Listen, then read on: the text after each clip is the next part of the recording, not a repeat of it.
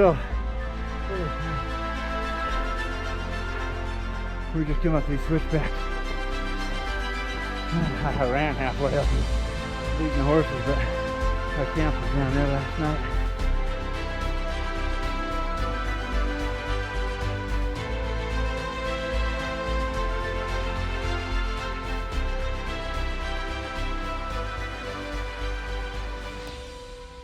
Hey, so while we were just out like adventure riding and just exploring around and cruising around out here in these slot canyons in the desert, but we are at, that's Cowboy Cave right there. Google it. And anyway, some super prehistoric creatures have been found inside of Cowboy Cave. A woolly mammoth, saber-toothed tiger, and then some version of a buffalo. Not like our buffalo today, but some prehistoric version of a buffalo. But they found remnants or DNA. I don't know. I don't know what they found, but you can Google it and find out. But that's where we're at, Cowboy Cave, way out in eastern Utah. And man, what a beautiful ride. I'll show you some of the footage of riding around out here. But yeah, beautiful time, perfect time of year too. There's a spring here, so if you're coming out to Cowboy Cave, there is a spring here, and I just went up and checked it. There's a couple of nice big pools of water. Big, like you could water a horse in, not like go swimming in. But anyway, cool stuff. Way out here nowhere.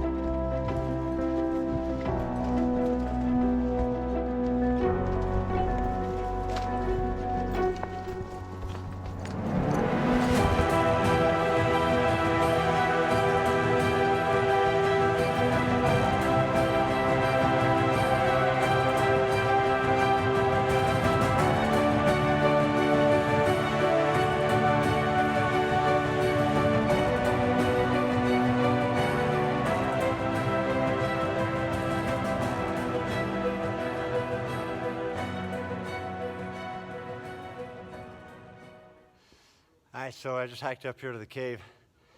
Come on in, let's go take a look. This thing's big. I don't know, I mean, I'm not a cave guy, but whew. This thing is definitely big enough. You could be a great place to get out of any elements if you happen to be out here during something like that. But I'm sure there's, you know, the old cowboys that ran some cattle out here. I'm sure they spent some time in this cave. This would be a great resource, great shelter anyway, to get in and get out of anything. But yeah, we're not into the back yet. Come on. This is at the very back, and there's up on the ceiling here a lot of charred smoke burns that go all the way out back out to the outside. So there's been a lot of fire in here. So there's definitely been some early humans that hung out in here.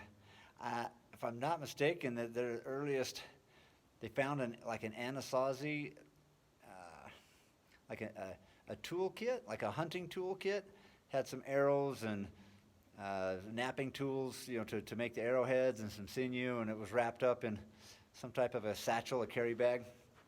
Google it, you'll find it. Look up Cowboy Cave. But they found that in this cave. And I think, I don't know how long ago it was, so I'm not going to say, but a long time ago, long before us. The rest of us were here, but what a big space that is just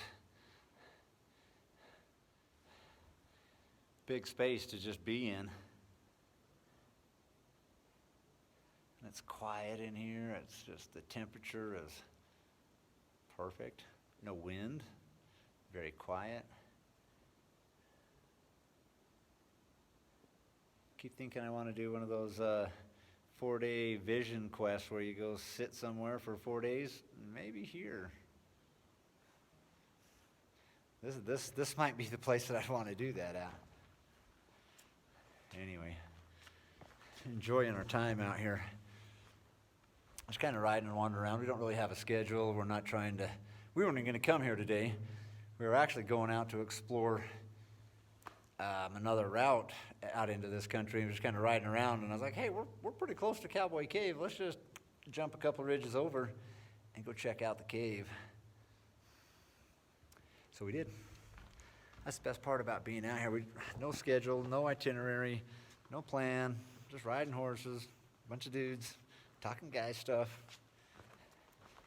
just enjoying hanging out and being guys and not thinking about work or stress or all that other stuff. Just kind of come out here and try to heal. Just relax, just turn off all that internal chatter, and it takes a few days. Today's day 2. We've only been here day 2, but we were kind of talking this morning around the campfire having coffee, and this is so remote, and you're just so out here. No cell service, no nothing. Your mind, you just have nothing. You can't do anything about what's at home. You can't worry about work, you can't worry about business, you can't worry about employees, you can't worry about bosses, you can't worry about even family stuff. You just can't worry about, you can worry about it, but you can't do anything about it from here.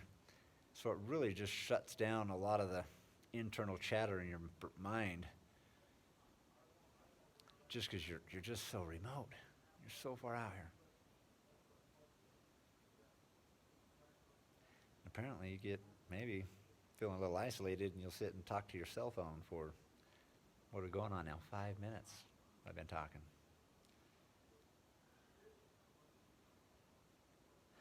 Feels good though. This feels good. We're head back to camp. Maybe.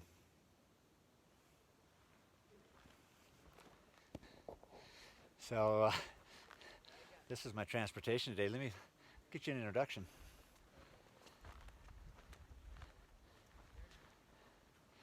This handsome Mustang right here, his name is Lakota. And Lakota is here in training. I don't know, been here a monthish. I think he's 7 or 8 years old. He's been ridden, he's just here for some neurochemical work. He's got some habits. He's got some habits that need to change. So we're doing some neuro exercises to help rewire his brain and fix a few things. And so this is his first big trip, I'm sure, out in any kind of a remote country or big multi-day ride camping experience. But working on a few kinks. We've had some issues out here with him. We ran into a few things. He kind of picking some fights with some of the other horses, like really picking some fights, while we're riding. Not like when they're just hanging out, but like while we're riding. So we're trying to figure that out and get him feeling a little more relaxed, a little more safe or confident that he's not feeling that threatened. But anyway, that's one of the things we found out on this ride. But he's a pretty cool dude. Pretty calm mind. He just gets a little stressed out when he gets left alone or thinks he's left alone.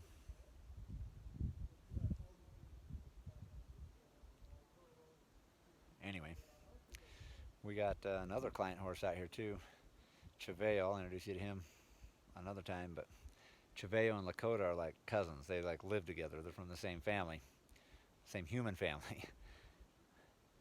And anyway, they're both out at the ranch for some tune-up training. I tell you what, 4 days out here in the backcountry, that is some good stuff for these horses, and good stuff for us guys too.